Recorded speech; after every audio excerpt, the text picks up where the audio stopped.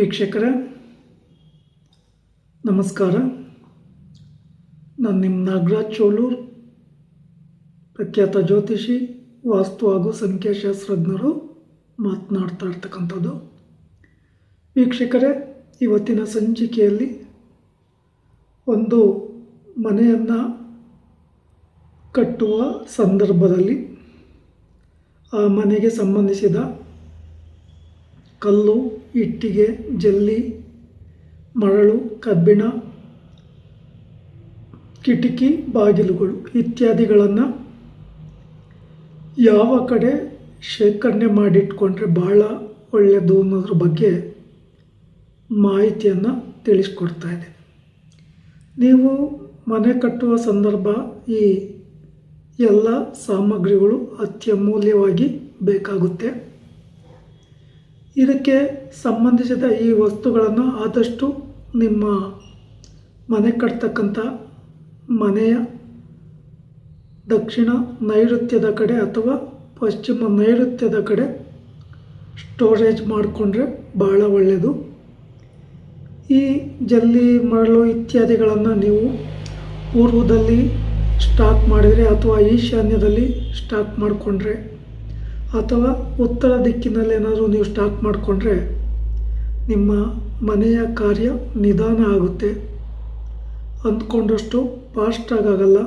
ಸ್ವಲ್ಪ ಹಣಕಾಸಿನ ಸಮಸ್ಯೆಗಳು ಕಂಡುಬರೋದ್ರಿಂದ ಪಶ್ಚಿಮ, ನೈಋತ್ಯ ಅಥವಾ ದಕ್ಷಿಣ ದಿಕ್ಕುಗಳಲ್ಲಿ ಸ್ಟೋರೇಜ್ ಮಾಡಿಕೊಂಡು ನಿಮ್ಮ ಮನೆಗೆ ಅಗತ್ಯ ಇರ್ತಕ್ಕಂಥ ಈ ಐಟಮ್ಗಳನ್ನು ಬಳಸ್ಕೊಂಬೋದು ಭಾಳ ಒಳ್ಳೆಯದು. ಇನ್ನು ನಿಮ್ಮ ಮನೆಗೆ ನೀರನ್ನು ಬಳಕೆ ಮಾಡೋ ಸಂದರ್ಭದಲ್ಲಿ ಬೋರ್ವೆಲ್ ಕೊಡಿಸ್ತಿದ್ರೆ ಪೈಪ್ಲೈನಿಂದ ನೀವು ನೀರನ್ನು ಬಳಕೆ ಮಾಡ್ಕೋಬೋದು. ಅಥವಾ ಈಶಾನ್ಯ ದಿಕ್ಕಿನಲ್ಲಿ ಅಥವಾ ಪೂರ್ವ ದಿಕ್ಕು ಅಥವಾ ಉತ್ತರ ದಿಕ್ಕಿನಲ್ಲಿ ಸಂಪು ಮಾಡಿಕೊಂಡು ಅದರಿಂದಲೂ ನೀರನ್ನು ನೀವು ನಿಮ್ಮ ಮನೆಗೆ ಬಳಸ್ಕೊಂಬೋದು ಭಾಳ ಒಳ್ಳೆಯದು. ಇಲ್ಲಿ ನೀವು ಯಾವುದೇ ವಸ್ತುಗಳನ್ನು ಬಳಕೆ ಮಾಡಬೇಕಾದಂಥ ಒಂದು ಸಂದರ್ಭಗಳಲ್ಲಿ ಅವುಗಳ ಗುಣಮಟ್ಟವನ್ನು ಪರಿಶೀಲಿಸಿ ಬಳಕೆ ಮಾಡ್ಕೊಂಬೋದು ಭಾಳ ಉತ್ತಮ. ಯಾಕೆ ಅಂತಂದರೆ ಕೆಲವೊಂದು ಕಡೆ ಗೃಹ ಪ್ರವೇಶ ಆಗಿ 1 ವರ್ಷ ಅಥವಾ 2 ವರ್ಷದಲ್ಲೇ ಮನೆಯ ಮುಖ್ಯ ಬಾಗಿಲು ಬಿಟ್ಟಿರ್ತದೆ. ಆ ದಾರಾಂಧ ಏನಿದೆ ಅದೆಲ್ಲ ಸೀಳು ಹೊಡೆದಿರ್ತದೆ.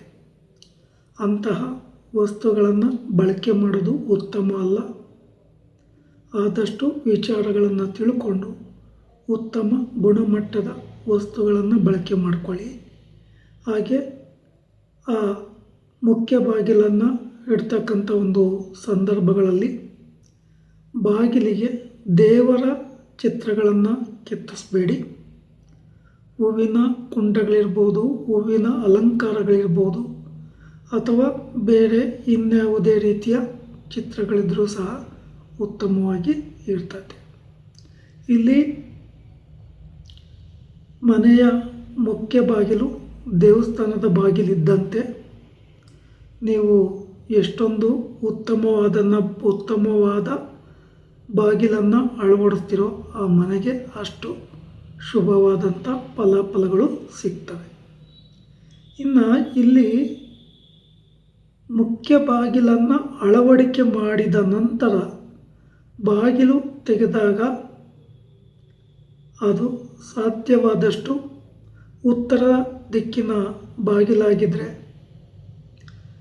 ಉತ್ತರ ವಾಯುವ್ಯದ ಕಡೆ ರೆಕ್ಕೆ ತೆಗೆಯೋ ರೀತಿ ಇದ್ದರೆ ಭಾಳ ಒಳ್ಳೆಯದು. ಪೂರ್ವ ದಿಕ್ಕಿನ ಬಾಗಿಲಾದರೆ ಪೂರ್ವ ಆಗ್ನೇಯದ ಕಡೆ ಬಾಗಿಲು ತೆಗೆಯೋ ರೀತಿಲಿ ಇದ್ದರೆ ಭಾಳ ಉತ್ತಮ. ಅಂದರೆ ರೆಕ್ಕೆ ಆ ಕಡೆ ಹೋಗಬೇಕಾಗುತ್ತೆ. ಆ ಡೋರಿನ ರೆಕ್ಕೆ ಏನಿದೆಯೋ ಆ ರೀತಿ ಇದು ಮಾಡ್ಕೊಂಬೋದು ಭಾಳ ಉತ್ತಮ. ಇಲ್ಲಿ ಗೇಟುಗಳನ್ನು ಅಳವಡಿಕೆ ಮಾಡ್ತಕ್ಕಂಥ ಒಂದು ಸಂದರ್ಭಗಳಲ್ಲಿ ಸಾಧ್ಯವಾದಷ್ಟು ನಿಮ್ಮ ಮನೆಯ ಪೂರ್ವ ಬಾಗಿಲಿದ್ದರೆ ಪೂರ್ವ ಈಶಾನ್ಯದ ಕಡೆ ಗೇಟ್ ಇಟ್ಕೊಂಬೋದು ಭಾಳ ಉತ್ತಮ.